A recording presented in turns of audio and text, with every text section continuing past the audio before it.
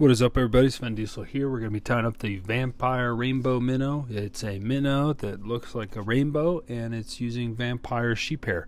And so that's where it comes from. So let's go ahead and get started. We got an Arex TP615. This is in a 1/0. That's about generally as big as I go with these. I usually fish them in 2s and 4s as well.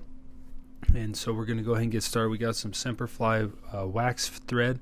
This is an 8/0. You could also go to a 6/0 or also go to like a 3/0 nano silk. And as I start my thread down this shank, I'm going to space these wraps. That way later as we're tying in materials, it kind of grips in between those grooves and just helps solidify all the materials and makes for one durable fly. So we're going to go ahead and stop and cut out our tag end right here at the bend of the hook. And for this, we're going to be grabbing about 5 to 7 strands of crystal flash. I'm going to taper them slightly and then grab it in the middle. I'll go ahead and tie this around my thread, just forming a wrap around the thread, and then I'll go ahead and secure that, wrapping back over those wraps and creating my core of the tail of this minnow. I'll go ahead and do some over-under wraps just to kind of clump those even more together. And then we will go ahead and advance our thread up to about the hook point, checking our taper, and that looks pretty good to me. I like using the crystal flash as the core because it kind of restricts the movement a little bit, but still allows for that speckling flash. For the feathers on this, we're using an American Hackle. You can see here in the core we got more webby, whereas on the edges we've got some that are a little bit stiffer, more sparse fibers. And so those are the ones we're going to be focusing on for the rear of this. You want to select a feather that's longer than the crystal flash, and that looks about right. So the overall length of this will be about 2 times the length of the shank, and I'll go ahead and pinch that on my side of the shank of the hook and advance with about 4 or 5 wraps forward, trapping those fibers, and we'll go ahead and trim out the excess here and discard that. We're not going to be using that. And you can see we're not too concerned with our underbody at this point because we're going to be tying in a lot of materials and a lot of feathers, and so it's going to get kind of buggy and messy, but we'll clean that up as we go with our thread wraps. So the key is selecting a feather that is the same length as the other side at this point, because that is going to be the longest point of our tail. And so I'm just trying to grab the feathers as I go.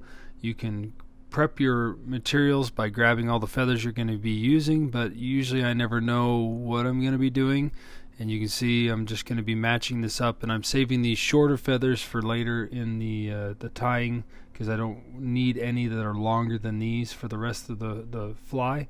And so I'll go ahead and tie that in that matches up, and I will trim out the butt end or the stem and discard that. And then the key is to get these oriented right, because this is right here in the crystal flash. This is the core of the tail, so I want to make sure that these are both on each side of the shank of the hook going backwards, because that is the foundation of the tail. So that looks pretty good. As that gets wet, it's just going to go back. The crystal fibers will restrict the feather movement just a little bit. And now I'll grab one of those feathers that was a little bit shorter. You can see here it's got a little bit more webbiness here where my thumb is, and the tip is really stiff, and that's perfect for what we need next. So I'll go ahead and tie this in by the tip of the feather. And like I said, we're not too concerned about underbody here, so go ahead and just tie in that tip all the way, and then I'm going to palmer this around. The key is we're building structure for this fly at this point, a foundation that all the other materials we're kind of rest upon to give it profile and allow for movement of these the next feathers we'll be tying in. And so once I start getting into the webbiness of this feather, I will go ahead and tie that off. And here is the trick. I do this on a lot of my game changers. I wrap back over the hackle fibers that we just palmered to kind of create that slender profile right there at the tail. You can see it's about a 30-degree triangle, maybe a 33-degree triangle angle. I don't know what I call that, maybe a fan. And then I'll go ahead and just clean that up with my thread wraps. But like I said, we're going to be covering a lot of this with more material, so it's not too concerning what the underbody looks like. And we're just going to repeat that process we did. I'm not going to be tying in crystal flash each time, but I'll go ahead and just grab 2 more feathers at this point, and I will go ahead and lay it just how I did, but making sure it's about a I don't know the exact distance, but shorter than what we tied in for the initial tail. And then I'll match that on the other side, trimming out the butt end, and then we'll go ahead and grab another feather that's short. I'll palmer it around, And then as I wrap back over what we just palmered, this time though, I'm not going to fan it as far back.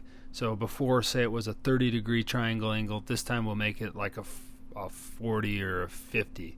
So you can see right there how it naturally is starting to gain a little bit more profile as we advance towards the hook. Very similar to how you would do like a feathered game changer. We're just emphasizing it even more. So then we'll go ahead and tie in 2 more feathers, and then on this one, let's see how it looks. I really like how it's going, but I may or may not tie in some crystal flash on top of those. Yeah, and so I think this will be a good point. We'll do this one more time. So I guess the rule of thumb would be every other time. And so I'll go ahead and just V that so that it's going down each side of these, complementing the feather accents we're putting in. And then I'll go ahead and grab a couple more feathers and we'll tie those in as well. So every other time you do a tie-in point, go ahead and just grab and put in some more crystal flash if you want, or you can make it less flashy. So we'll go ahead and palmer that around and then wrap back over it to secure it in place and forming a little bit more straight up and down at this point. And then we'll cut out just repeating this process over and over again until we get roughly about a third of the way from the eye on the shank. You want to leave enough room to build up the head. And so we'll just continue this process and checking our taper, checking our profile of those hackle wraps each time, and then each time we start a new segment, adding 2 feathers, palmer a feather, add 2 feathers, add some flash, palmer another feather, wrap back over it. And at each of these steps you could be adding a little bit of super glue, but with this wax thread it's really gripping it and just doing an amazing job. And so continue this all the way up until you either 1, run out of feathers, or 2, get about to the like I said, it's about, if you divided up the shank, 2/3 of this will be this feather, palmered feather process. And then as we get up right here, let's palmer 1 more just to add that profile and something really stiff, because we're going to be using that vampire sheep hair for the head of this, and I want it to be able to rest on this. I want it to have a nice foundation. And so we're going to start with this gray color, or I guess it's silver. And as we tie this in, I'm going to grab just a clump here. I'm going to pull it out to the best of my ability, keeping it straight, and then I'll stack it by simply pulling the longer fibers while slightly pinching it in my left hand, and then I pull it, twist it, and you can see how it creates a nice little taper. I'll judge which taper is a little bit more sparse, and the sparse taper I want being folded back over itself. And I'll go ahead and tie that in at the 3/4 way. So I've got 1/4 on the back, and then let's get a little bit more. I need it to be about, there we go. So that folds back over and goes well into the tail almost. And then I'll secure that how I like it. We'll go ahead and on the underside, we're going to grab about the same clump, but this we're going to do a little different. As I pull it out, we're going to actually cut it in half. I don't want those extremely long fibers going back around my hook point. I want some, but not all of them. So I'm just going to, after I stack it once or twice, I'll go ahead and cut that in half, and then I'll restack it to get a taper.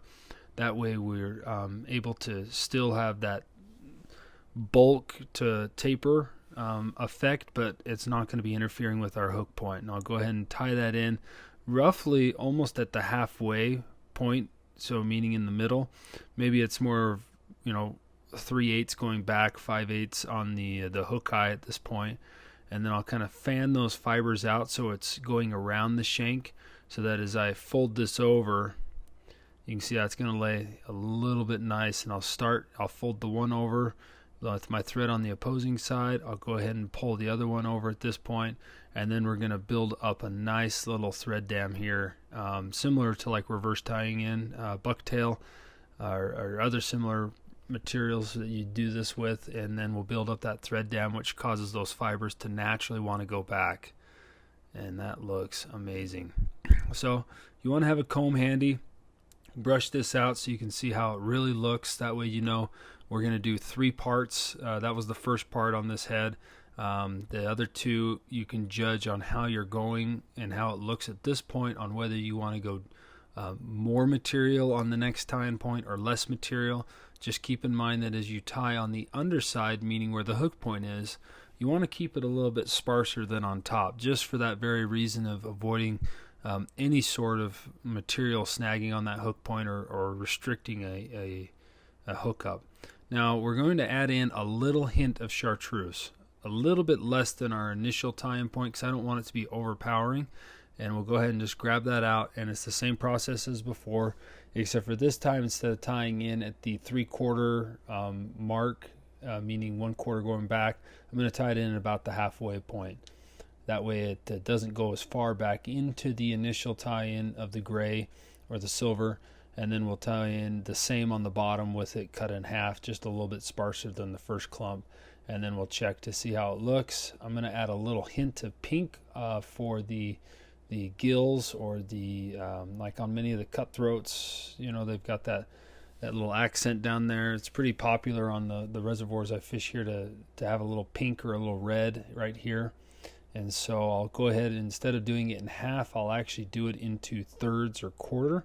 So just making this a little bit shorter so it's not going to go far back. It's not even going to reach the hook point. And so we'll stack it the same, making sure to kind of use the taper as much as we can of the materials, and that way we're tying in the bulk butt ends in the middle. And I will tie this one in the center of the clump that I form, and that way we're able to just fan that around and create a nice little hot spot here for the mouth, the gills, all of that. Something to say, hey, look at me, come attack me, I'm food. That's what we're going for. And you can see that's going to look really nice right there. So for the main body, for the head, we're going to be using a very, very good clump of the olive. So I'm pulling out, this is probably the biggest clump of material, and this pulled out really nice. Look at that, that's perfect. I'm just going to stack it once, and I think we're done. And then I'm going to tie that in at about the 3/4 mark, because I want this olive to kind of go over the chartreuse. And then I'll go ahead and brush that out and build up a nice dam. We're going to add a little bit of an orange hot spot for the mouth here, and I'll just Sharpie my thread, do a nice whip finish on this once I cover all the white. And if you have a little white exposed on the sides, like kind of where my thumb is right now, that's okay, because we're going to be putting some eyes on here. And so we'll go ahead and do a 3-turn whip finish, and we're going to be using a lot of resin here and some liquid fusion.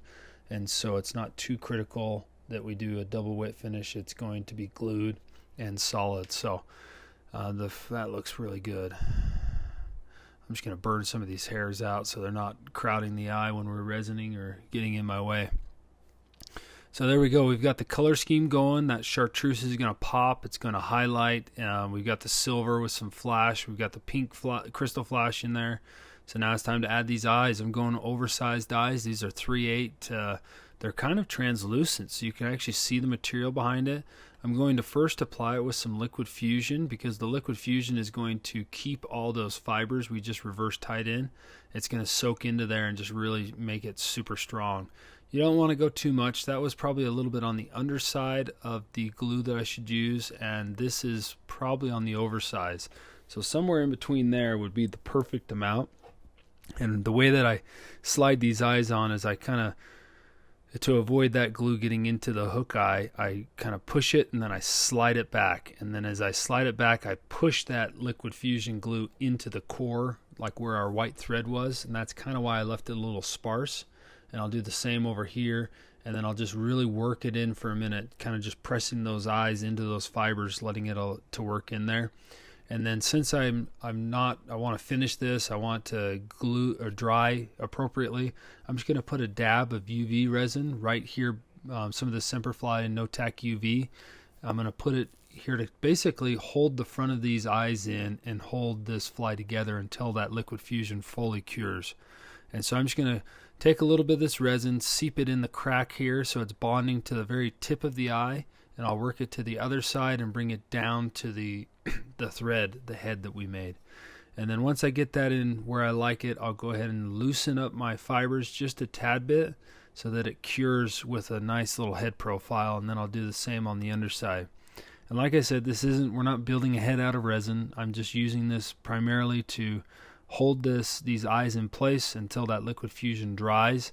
But this also creates a nice little head as well, something that might make it a little bit more durable and hold those eyes on.